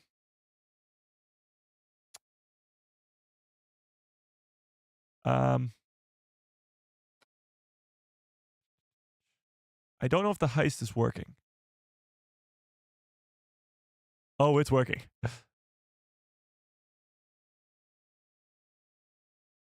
Hello there. Aaron is trying to get a crew together to smuggle some death sticks. Oh my god.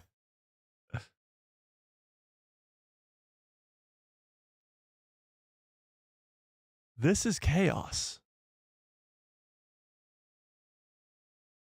Okay, so that's what's going on here. And there's another one. It's called slots, which I think works the same as gambling, but it's the slots. Hang on, let me check. I don't know. This is all so new to me, chat. So the slots, I really don't know how it works. Somebody just put in exclamation point slots and then a number and see what happens. Because I have no fucking clue. But we got some new stuff going on. Droopy McCool has been brought to us from the galaxy far, far away, and he is now our casino owner of the Canto Bight region. So if you guys want to gamble your credits away, then you guys can do that. And if you don't understand any of it, you don't have to. Okay? You don't have to at all. You don't have to do any of it. Okay. So there you have it. Indeed. So with that, let's get back on track here. Let's get back on track since we got so rudely interrupted by that craziness. So Tony Gilroy says that a main legacy character is being recast. Now, what the hell does that mean? So let's get back to this. With the Yavin 4 Rebel base, many familiar faces could be possible. And the reality of production meant that they had to forego some of these actors and even recast. So could it be Bail Organa got recast? Could it be Princess Leia got recast? Well, I don't know. I guess we'll have to wait and see. But here's what Tony Gilroy had to say about it too. Legacy characters are really tricky to bring back. They are very, very expensive. So that means it's got to be either somebody who's still alive and they're expensive, or just deep faking somebody is really expensive. A lot of times their schedules don't work out. So possibly, again, this is a living person. Jimmy Smits, maybe their schedules aren't working. Tony Gilroy also shares that there are probably a couple of people that we wanted to have on Yavin at the end who are at the beginning of Rogue One, but we couldn't get them because they were busy. So this actually makes me sort of upset because now it's making me think that we're not going to see many familiar faces. Like we're going to get to see, obviously, some, but not many. Be pretty interesting. So, with that, somebody's been recast. Somebody's coming back. Yeah, I know the chat is going to be chaos for right now, but you guys will soon either forget about it or get unamused by it, and only some people will do it sometimes, and then it will be less chaos. But for now, it's chaos. Let the chaos commence. But even a recast of a legacy character is going to be a surprise, to be sure. I don't know if it'll be a welcome one, as I don't really like the recasts in Star Wars. I'd rather it be deepfakes or figure it out with the actor. I don't know. But a recast seems to be the way. He also credits Disney and Lucasfilm for not pressuring him to insert the most storied Star Wars characters into the fold. On the creative side, I have never had the experience, and I will never have the experience like this again. It's just amazing that they trust us and they back our play all the way through. So he's saying that there was no pressure to put in legacy characters. But at the same time, I think there's going to be some legacy characters in this second season. I mean, they just talked about how we're recasting a legacy character. Maybe it's Bail Organa, but even still, that's a pretty big cameo.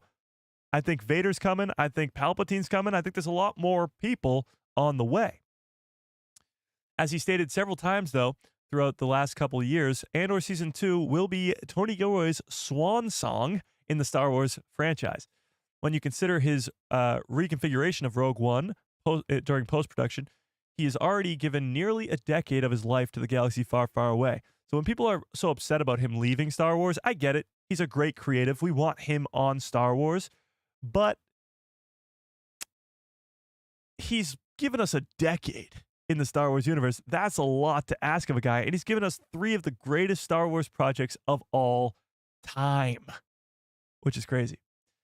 Across 2 seasons, he's done staggering amount of work, literally 8 movies, 9 if you count Rogue One. So he's given us a whole new saga of movies. He's done staggering amounts of work over the last 5 years. Liken each block of 3 episodes to a feature film, both seasons having a combined total of 8 blocks. Looking ahead, he's eager to get a Oscar Isaac-led Cellist movie?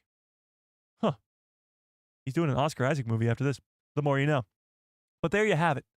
A legacy character has been recast for Season 2 of Andor. Is it Bail Organa? Could it be Leia? Could it be somebody else we're not even thinking of? Possibly. But only time will tell. And, I mean, honestly, the surprises that are coming from Season 2, there are going to be a lot of them, but there shouldn't be. We know where this story begins with Andor Season 1. We know where this story ends with Rogue One. And yet still, Season 2 is going to give us this incredible story with twists and turns and surprises. That's impressive. We know the beginning and end of this story. And it's not like there's much room in the middle. It's not like the prequel trilogy versus the original trilogy. This is very different. It's pretty wild. But even still, yes, sorry. Droopy McCool does have access to @Atten, and that's where all these credits are coming from. So there's no lack of credits, chat, so gamble away. Because @Atten is supplying all the credits. Yeah, true. So with that being said, legacy characters being recast, Palpatine being hopefully in it, but at least mentioned in the latest trailer and alluded to making an appearance. This second season is going to be insane. Now, granted, I do have an article talking about who these legacy cameos could be in Season 2. So let's take a look at this. Let's take a look at this. Andor Season 2 director talks Rogue One and legacy Star Wars cameos. Andor's showrunner, Tony Gilroy, has shared whether any Rogue One characters will make an appearance in Andor Season 2. Andor is in a unique position of being a prequel to a prequel. A spin-off of a spin-off. The Disney Plus series follows Diego Luna's Cassian Andor on the journey to become part of the Rebel Alliance, as seen in Rogue One, A Star Wars Story, which eventually turns right into the events of A New Hope. Given its placement on the timeline, Andor Season 1 already includes several legacy characters from the Star Wars universe. And there are questions as to whether Season 2 will have even more.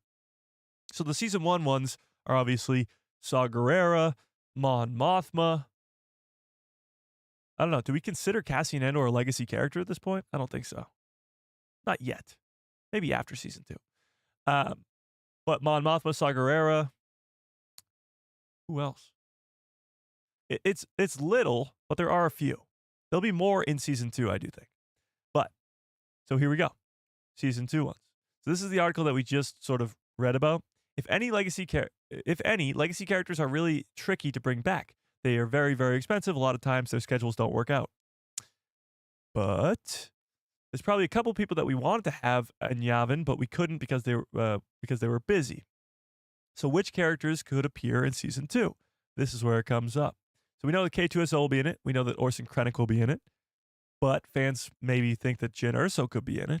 However, it doesn't prelude Jyn's father, Galen Erso, from making a cameo. Mads Mikkelsen played the character in Rogue One, but there is no confirmation as whether or not the character will appear in Season 2. Though Mikkelsen's attendance at Star Wars Celebration in April has sparked some rumors. I forgot about this. Mads Mikkelsen will be at Star Wars Celebration. There is almost no reason for him to be there. It's not the 10-year anniversary of Rogue One. It's not anything like that. Like, what? Why is he there? If not to promote Andor Season 2 that he might be in. Possibly. But Mads Mikkelsen will be at Star Wars Celebration, and seeing Galen Erso, because we're seeing so much of the Death Star, is pretty likely, especially that he worked so closely with Krennic. As for which legacy characters have been recast for Andor Season 2, the popular theory amongst fans is Bail Organa has been recast as the character fits the bill in Andor Season 2 there and so on forth. So, will it be characters like Palpatine, Vader? It's probably less likely, Vader seeming to be one of them, but other smaller legacy characters, if you will, Bail Organa, Leia. I guess Leia's not a small character by any means, but Hera Syndulla, Chopper, characters who, because Yavin 4 is there, can make an appearance. They could definitely make an appearance. Absolutely. And by the way, with almost 100 votes on this poll, 61% of you say yes, you think Palpatine will be in the second season. And that poll was a lot less before we watched this trailer. You can depend on to do the wrong thing. Save this for Palpatine. Save this for Palpatine. This trailer, which is only 27 seconds, might be giving away more information than we ever could have imagined. You need rebels you can depend on to do the wrong thing. You need rebels you can depend on to do the wrong thing. Does that mean that we got some actual spies within the rebellion working under Dedra? And then Save this for Palpatine. It's followed by Save This for Palpatine. Chaos. Chaos. The Empire cannot win. We need to silence any resistance.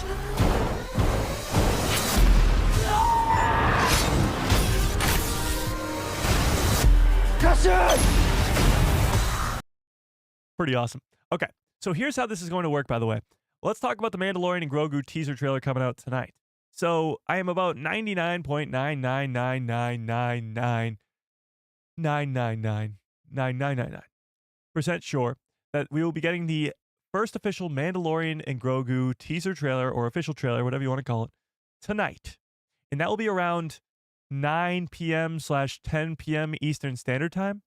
Because like I mentioned at the beginning of this live stream, when you look at Star Wars Celebration Japan, and by the way, I do have this pulled up, the schedule. Let me see. Where was that? Oh, right here. So I have the schedule for, I think, just tonight, maybe also tomorrow.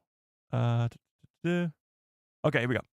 All the times, exact times for movies and TV show panels. So let's take a look at this.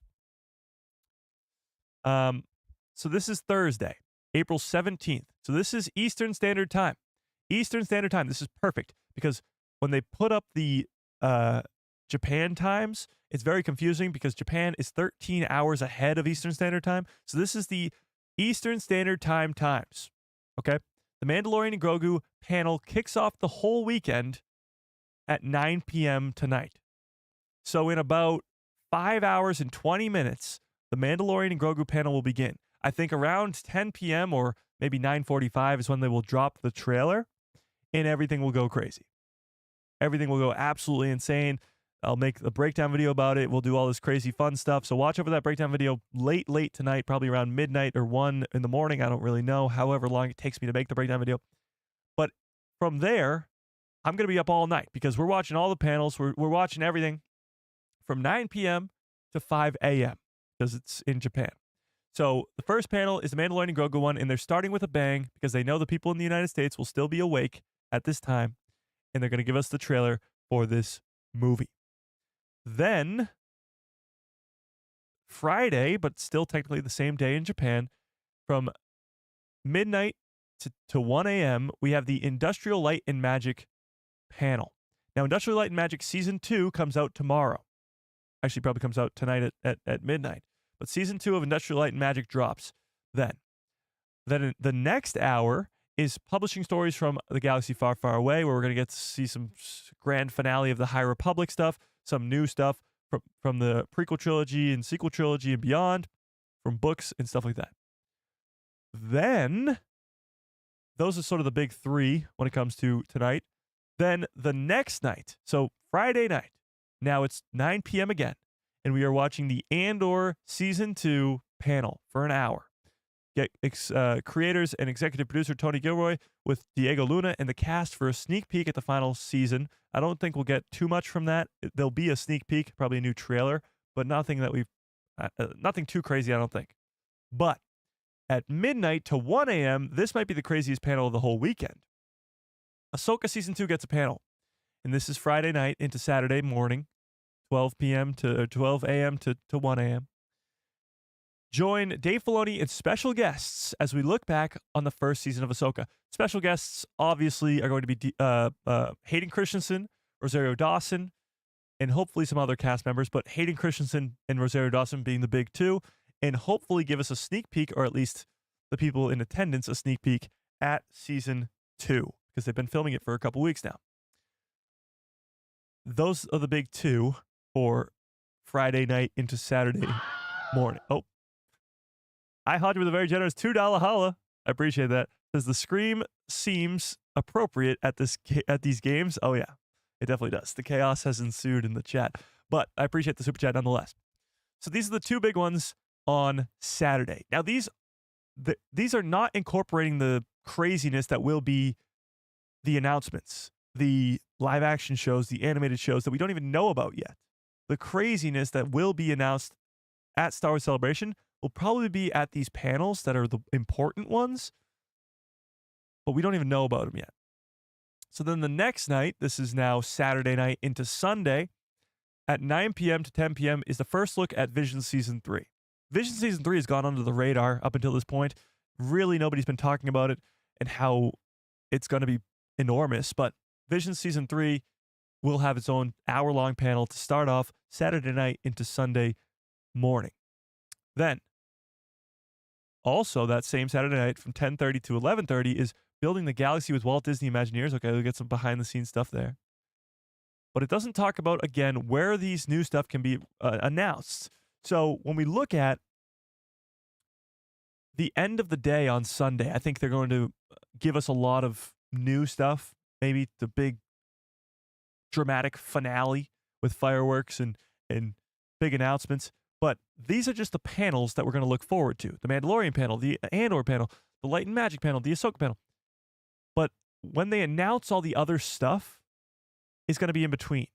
The animated shows, that maybe a Rebel Clone Rebellion show, maybe a Luke Skywalker Jedi Temple show. When they announce those stuff, the live action shows, the other movies, giving us updates on the Dawn of the Jedi, on the Rey movie, that stuff will just be happening almost at random times to an extent.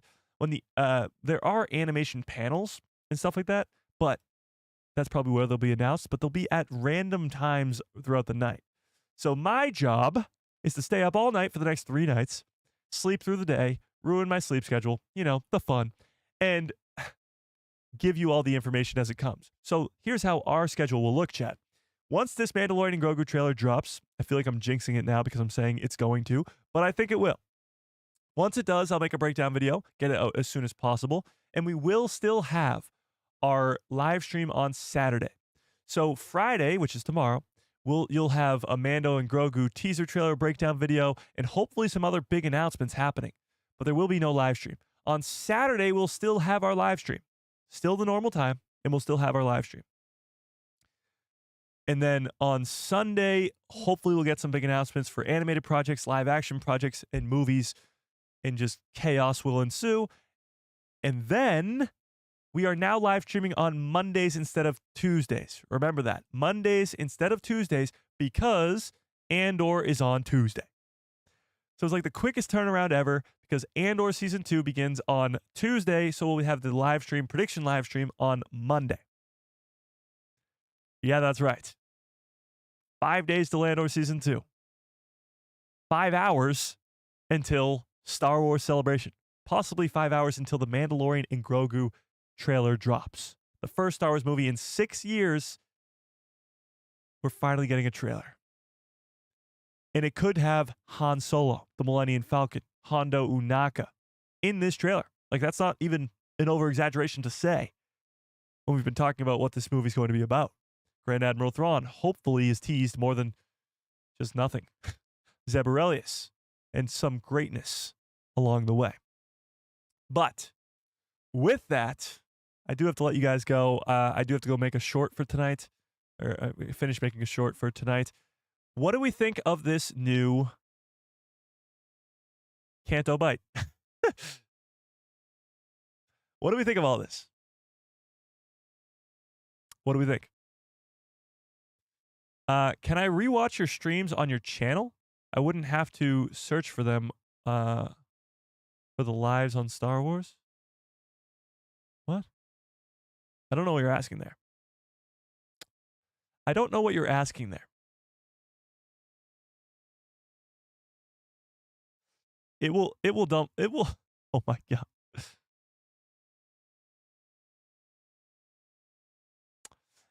It will definitely dwindle down, and we are only going to do this whole gambling thing and all this fun stuff just one stream a week, so we won't be doing it every single time. Absolutely. Yes. Yeah. Will I be streaming Celebration? No. I'm actually glad you asked that. Star Wars Celebration will be streaming right here on Star Wars official YouTube channel. It starts in 8 hours. Wait, what? Oh, it starts at 10 p.m. Huh. I don't know why that is, but it will start. And that's not 8 hours. Hang on. Let me refresh this. 6 hours. There we go. That's better. So yeah, let's go say hi to me in the chat. Let's go say hi to everybody. So there you have it. This will be where the live stream happens. I'll be covering all of this, and we'll be making videos about it and breaking all this stuff down. Hopefully Mandalorian and Grogu trailer in a couple hours. But it's going to be chaos. And yes, I get the chaos in the chat right now. If you look at it, it's really chaos. Yeah. I don't think they stream the panels. No, but yes. They'll stream some of it. Only the stuff they want to show the public. Yeah. So not all of it will be streamed. Yeah, there's some stuff that they only want the people that are there to see. But yeah. So yes, if you watch this, ready chat?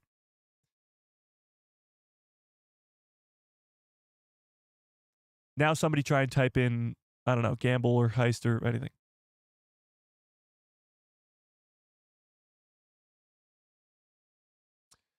I believe I did just turn it off. So that's the deal. I can turn it off, I can turn it on, I can turn it off, I can turn it on at any time. And certain streams will have it on and not. Yeah. Will you be streaming Celebration live tonight? I don't know, Jack. Do you guys want to do a live stream for maybe the Mandalorian and Grogu trailer and watch it live?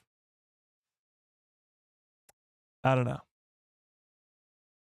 I need my gambling fix. I turned it off. You guys need to calm down. Calm down.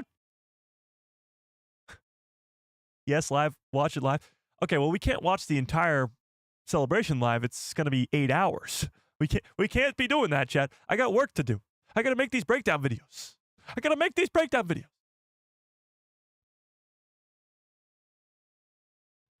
Yeah. I think maybe you should sleep now, Mike. Oh, it's going to be a long night. Yeah, for sure. I'll think about it. I'll think about doing a live stream. Here's the thing. What if the Mando trailer doesn't drop? That's the big thing. Like, if we're just live for a Mando trailer that doesn't happen, that'd be crazy. So I don't know. Maybe we won't do a live stream for the thing. We'll just make the breakdown video after. Damn. I put on the gambling for like an hour of the live stream, and you guys are this crazy? You guys are this crazy. Oh, my. You have 2 monitors? Yes, I have 2 monitors. That's why I'm always looking side to side. The chat is actually currently on both, but yeah.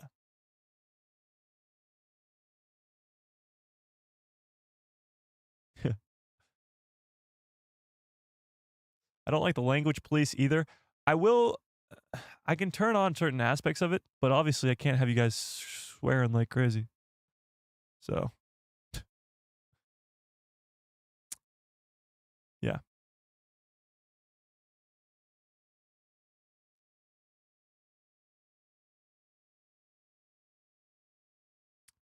Yeah.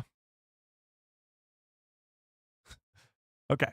I will be doing, of course, the breakdown video for it, but I'll think about it.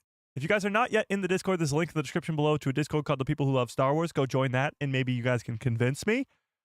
But we'll see. Ellie, what's up, Ellie? How we doing? It's been a while. Yeah. Only Mike is allowed to cuss. Yeah, I'm in charge. We stand here amidst my achievement, not yours. I could swear, but you guys can't. Yeah. Okay. Well, let me end this poll. No way. This is 60-42? 60-40 again. Oh my God, the math is mathing twice today? No, Sam is in charge. Okay, maybe you're right about that. But 60% of you guys do think that Palpatine will be in season 2. 40% do not. This is the most insane stream of all time, chat. Not only did we have 4 trailers to watch, actually. We introduced the Wilhelm scream for Super Chats, which was awesome. And we introduced gambling, which you guys are absolutely already insane about. Let's see who's at the top of the leaderboards right now, actually. Hodja still sits at the top with 16,000. We only have 3 people above 10K, and that's Rose, Holly, and Hodja. That's awesome. Okay. But I do have to get on out of here.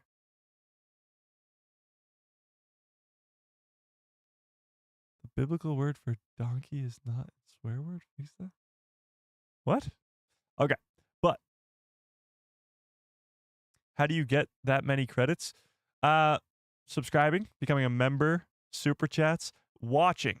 Watching gives you a lot of credits. I might actually even up the watching credits, because when you watch the stream, just watch it. For every 5 minutes, right now you get 5 credits. I'm going to up it to 10. Now, for every 5 minutes you watch, you get 10 credits. So there you go. So just watching the channel is going to get you a ton of credits. Yeah.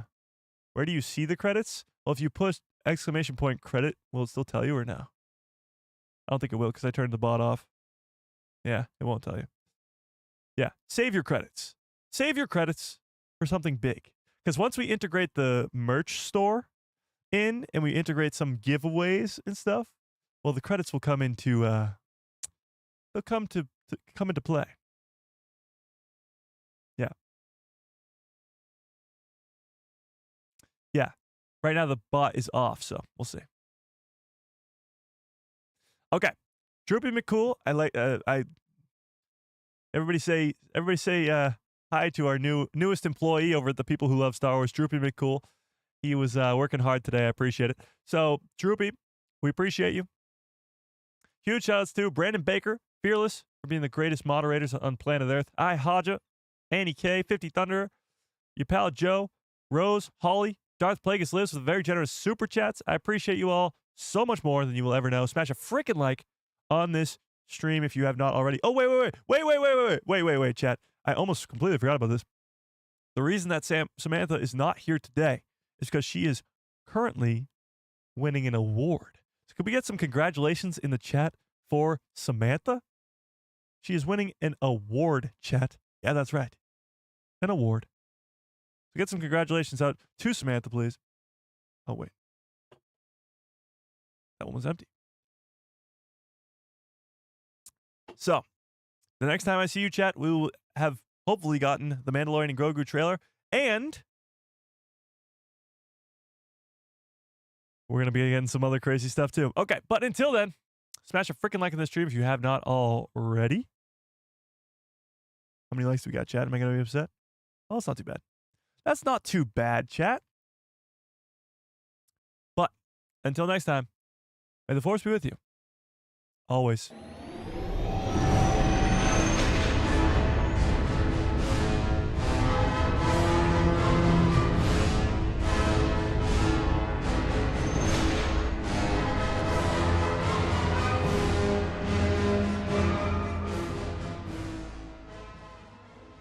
Oh, yeah. What a great stream. What a great show. You guys are the absolute best. I appreciate you all so much more than you will ever know. Yeah, I don't know what we're going to do about this chatbot thing. We might have to use him sparingly. Let's just say. Use him sparingly. Yeah. You had me at merch store. Oh, the merch store is coming. I'm working on designs right now. And I do like them quite a bit, actually. But until next time, I really, really hope we get a nice trailer tonight. But only time will tell. Until then, more gambling is on the way, I promise. More gambling is on the way. But I hope you have a great rest of your evening, great rest of your lives, and good night, everybody.